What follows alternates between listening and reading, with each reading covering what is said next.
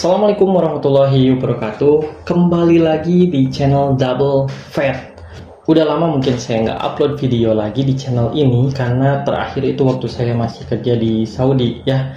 Nah, setelah pulang dari Saudi itu tahun 2022 bulan April, saya kerja di klinik dan belum sempat bikin lagi video. Baru sekarang ini kita akan berinteraksi lagi di channel ini. Kita akan bahas nggak cuman burung, tapi hewan-hewan lain. Nah, untuk awalan lagi video kali ini saya akan membahas bagaimana sih tips-tips kalau kita mau pelihara hewan. Khususnya untuk materi kali ini adalah kucing. Nah, kita bagi dua dulu materinya. Yang pertama itu apa sih yang mesti diperhatiin sebelum kita adopt kucing. Yang kedua ya tentunya setelah kucingnya ada itu kita harus seperti apa. Oke. Nah, yang pertama sebelum adopt kucing adalah tips-tipsnya itu yang pertama kita mau adopt kucing itu dari mana? Dari breeder kah? Atau dari catry? Atau dari jalan? Nah, karena nggak semua breeder ini jadi catry ya. Karena kalau misalnya catry itu udah pasti dia breeder juga gitu. Nah, terlepas lagi yang satu lagi yaitu rescue. Mungkin dari jalanan atau misalnya dikasih sama orang. Seperti itu ya. Nah, itu yang pertama, dari mana kita mau adopt. Yang kedua, kita harus tanyakan bahwa apakah kucing ini sudah pernah divaksin, atau obat cacing, atau obat kutu. Itu juga perlu ditanyakan, khususnya untuk kucing yang mau kita adopt dari breeder, dari seller, atau kalau dari catry sih udah pasti ya, dilepas adopt itu pasti sudah dalam kondisi dikasih obat cacing, dikasih obat kutu, dan divaksinasi, seperti itu. Nah, kalau misalkan dari rescue dari jalanan ya kita pastinya belum divaksin ya, itu belum dikasih obat kutu atau obat cacing. Nah, ada lagi misalkan kita mau adopt dari pasar hewan seperti itu. Nah, itu juga boleh aja ditanyain, Pak ini udah vaksin atau belum, seperti itu. Nah, vaksin pun kita harus bertanya bahwa kadang ada seller yang bilang udah divaksin, tapi ternyata vaksinnya itu adalah vaksin rabies. Dan biasanya rabies ini ada gratisan gitu ya dari dinas kesehatan hewan atau dinas peternakan seperti itu. Jadi dari dinas biasanya atau dari puskesmas biasanya itu ada vaksin gratis untuk rabies ini.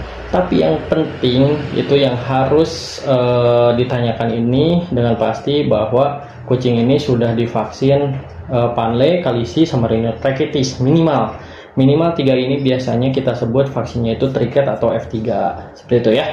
Nah, oke, itu yang pertama, dari mana asalnya, terus kemudian udah vaksin apa belum. Nah, kemudian setelah deal-dealan misalkan harga atau misalkan ngambil dari jalanan rescue seperti itu, nah tentunya pasti sudah ada dong kucingnya. Nah, ini juga kita harus tanyakan ke seller atau breeder sebelumnya, pakannya itu dikasihnya apa, berapa kali sehari, seperti itu. Karena banyak kejadian pada saat adopt kucing, kemudian dia nggak tahu pakan sebelumnya itu dikasih pakan apa, kemudian kita ganti dengan niatnya mungkin pakan yang bagus ya, yang berkualitas, yang bermerek premium quality, tapi kok mencret seperti itu. Nah, di sini ada namanya stres pencernaan, kita sebut saja seperti itu, bahwa pakan yang sebelumnya ini kita nggak tahu, terus kita kasih pakan yang dari kita, akhirnya pencernaannya belum adaptasi ya, terjadilah mencret seperti itu atau diare.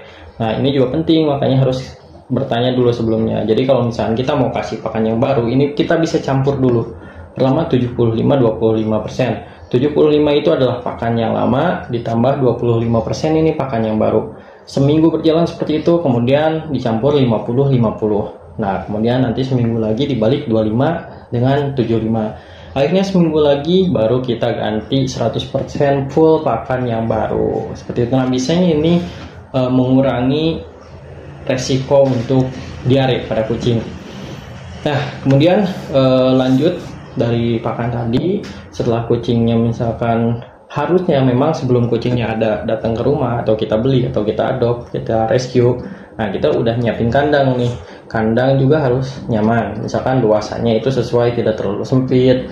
Kemudian sirkulasinya memang nyaman. Atau untuk misalkan kucing yang di free roam, dilepaskan di ruangan. Nah, itu juga kita harus perhatikan nih bahwa untuk kucing jantan dan bahkan betina pun gitu ya, kadang melakukan spraying. Kalau misalkan dia udah masuk masa mature ya, masa dewasa, udah mulai birahi, mulai itu dia nandain spraying di mana-mana kayak gitu. Nah ini behavior yang nggak bisa kita hindari seperti itu. Jadi kalau misalkan kita siap untuk itu ya nggak masalah, di free roam aja gitu. Karena ya mungkin nanti pipis root di mana di pojok-pojok kayak gitu untuk nandain teritorialnya. Sebenarnya dia bukan pipis sembarangan sih ya, karena memang begitulah cara mereka menandai wilayah kekuasaannya. Nah kalau misalkan kita nggak siap dengan spraying yang seperti itu ya dikasih kandang yang bagus seperti itu ya, dikasih kandang yang memang cukup untuk dia kayak gitu.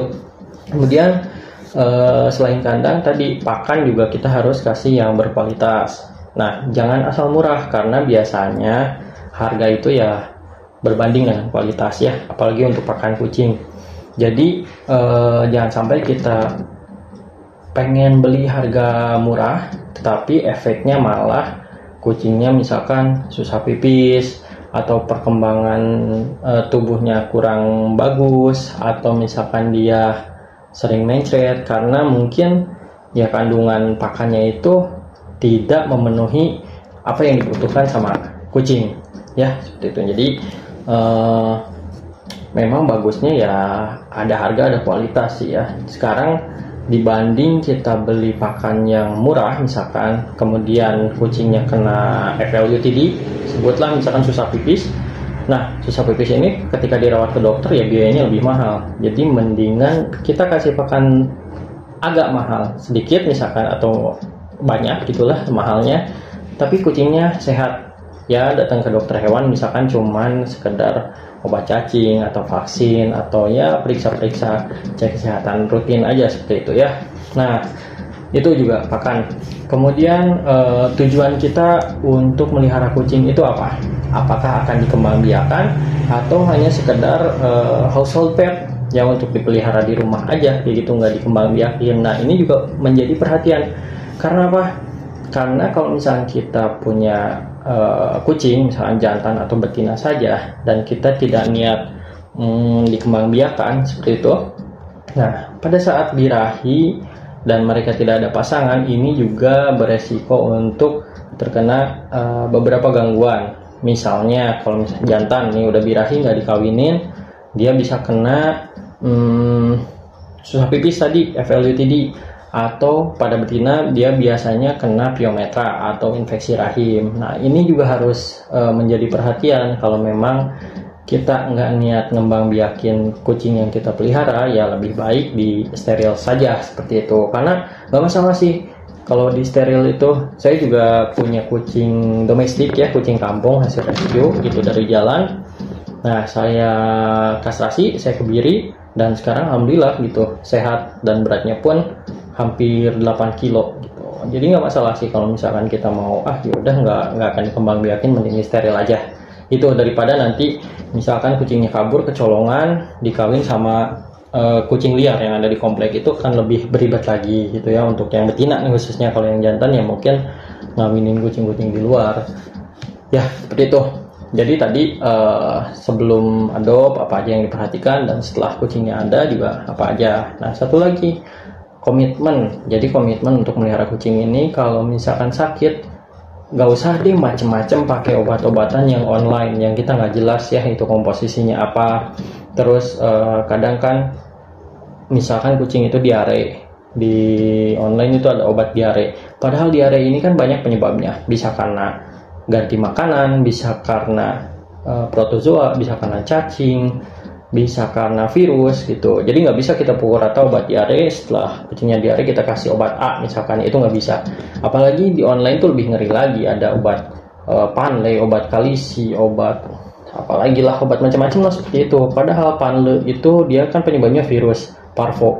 Nah itu nggak bisa diobatin sih sebenarnya ya, itu hanya bisa dicegah sama vaksinasi tadi. Kalaupun ada obat-obatan yang dikasih, itu hanya bersifat terapi suportif atau terapi pendukung, misalkan vitamin-vitamin untuk meningkatkan imun tubuhnya, kemudian antibiotik untuk mengobati infeksi sekundernya, seperti itu sih. Jadi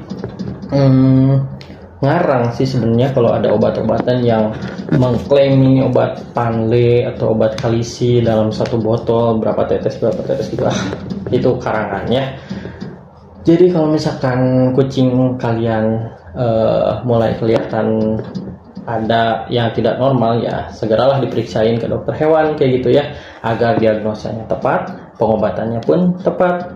Jadi jangan sampai beli-beli di online udah mahal-mahal beli obat dan ternyata ujung-ujungnya ke dokter hewan juga gitu ya untuk diperiksa. Nah ini banyak kejadian sih gitu. Jadi yang pertama biayanya menjadi lebih mahal, yang kedua juga kondisi kucing pada saat datang ke dokter hewan udah kurang baik seperti itu ya. Jadi kalau misalnya dari awal udah dibawa ke dokter hewan, ya penanganan juga bisa lebih cepat sembuh seperti itu. Nah apalagi nih yang mau ditanyain, teman-teman bisa tinggalkan komen di kolom komen, nanti kita bahas apalagi nih yang bisa kita bahas ya. Jadi nggak cuma burung sekarang, boleh hewan apa aja, nanti saya buatkan videonya lagi. Oke, untuk kali ini cukup sekian, terima kasih, sampai jumpa di video selanjutnya, bye.